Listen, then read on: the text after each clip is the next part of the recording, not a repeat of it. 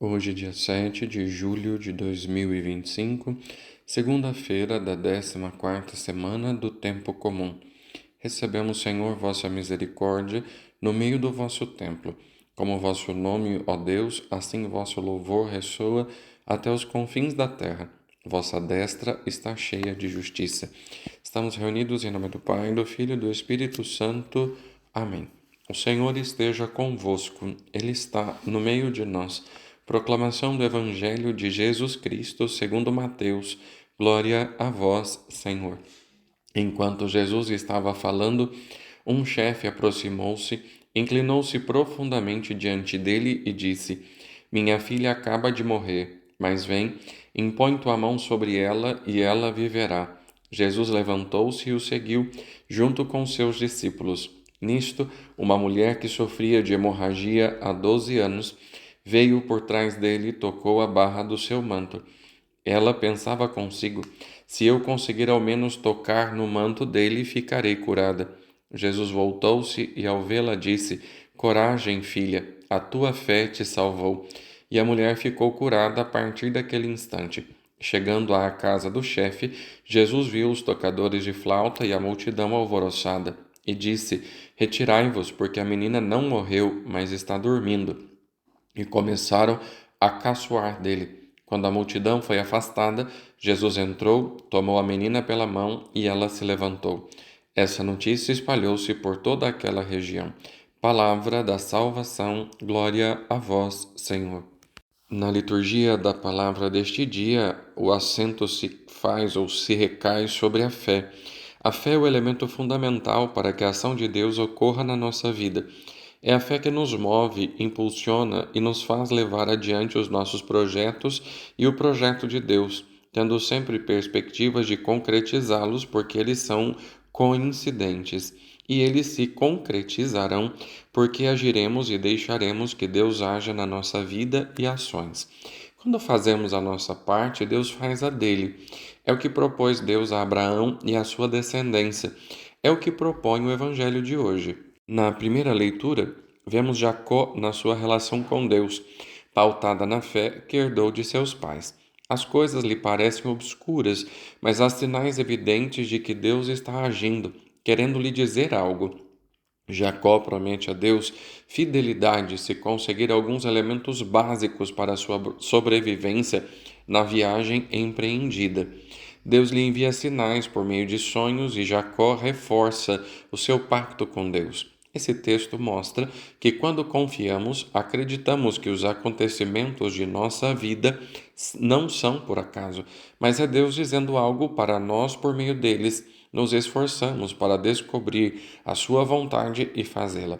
Assim, nossa vida vai se conformando àquilo que Deus tem preparado para nós, e tudo tende a caminhar conforme a vontade de Deus. Portanto, basta confiar que Deus age na nossa vida. Cabe a nós fazermos o que Ele pede e termos fé. Foi a fé que moveu determinado chefe a se aproximar de Jesus e pedir que impusesse a mão sobre sua filha que acabara de morrer. Ele acreditou que esse gesto de Jesus lhe devolveria a vida. Foi a fé que encorajou a mulher acometida de hemorragia a tocar na veste de Jesus. Sua impureza não foi suficiente para impedi-la de tocar na veste de Jesus, rompendo a barreira do preconceito e da discriminação. Fez isso por causa da fé. A fé encoraja, dá ânimo, aponta caminhos. Se não fosse a fé de seu pai, a menina não teria revivido. Se não fosse a fé daquela mulher, ela continuaria com hemorragia e, portanto, excluída.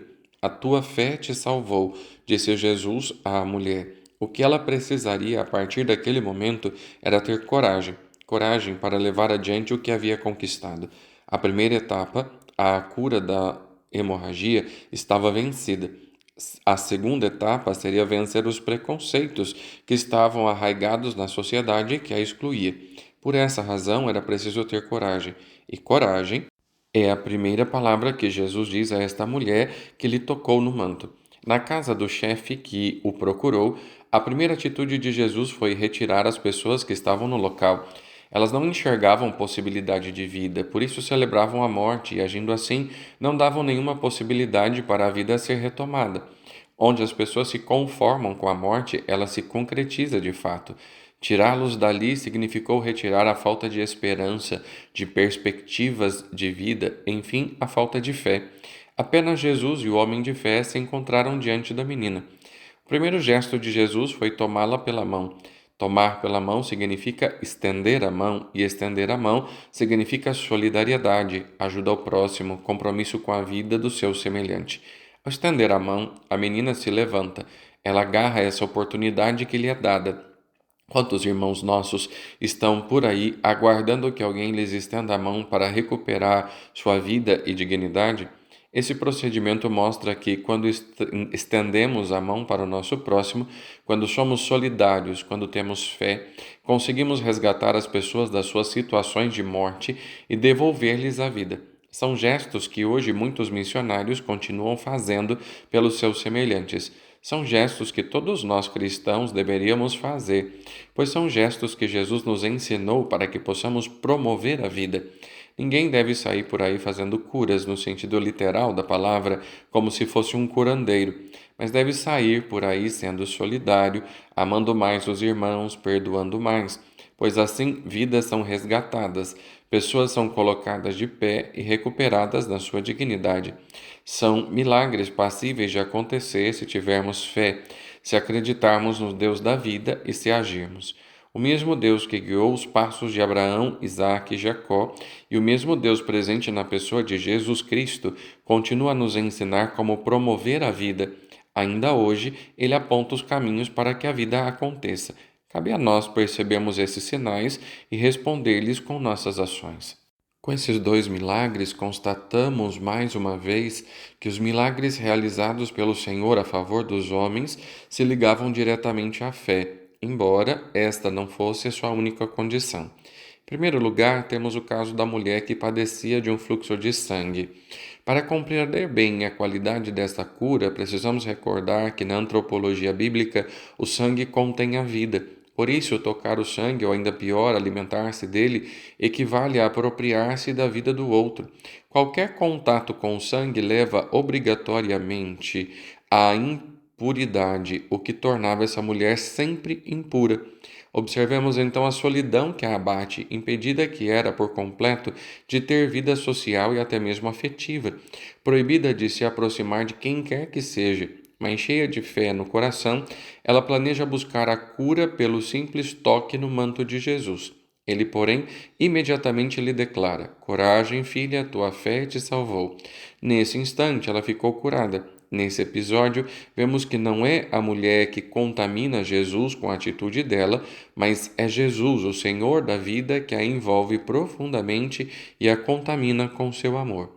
O segundo milagre é de novo Jesus, Senhor da vida, que restitui à existência a filha de um chefe que havia morrido.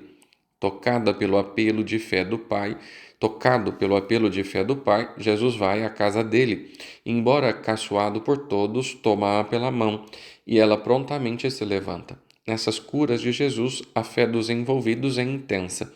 E ainda hoje, a fé é essencial para que o Senhor nos liberte de nossos pecados e nos proteja de todo o mal. Dessa forma, ele continua nos exortando no sentido de desenvolvermos em nós cristãos uma fé profunda.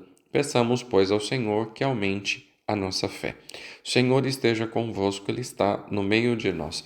Por intercessão de Nossa Senhora Aparecida, de Santa Teresinha do Menino Jesus, de Santa Teresa de Calcutá e do Beato Donizete Tavares de Lima, desça sobre você e sua família a bênção de Deus Todo-Poderoso, Pai, Filho, Espírito Santo, desça sobre vós e permaneça para sempre. Amém. A você, meu abraço, um ótimo dia e uma semana abençoada por Deus.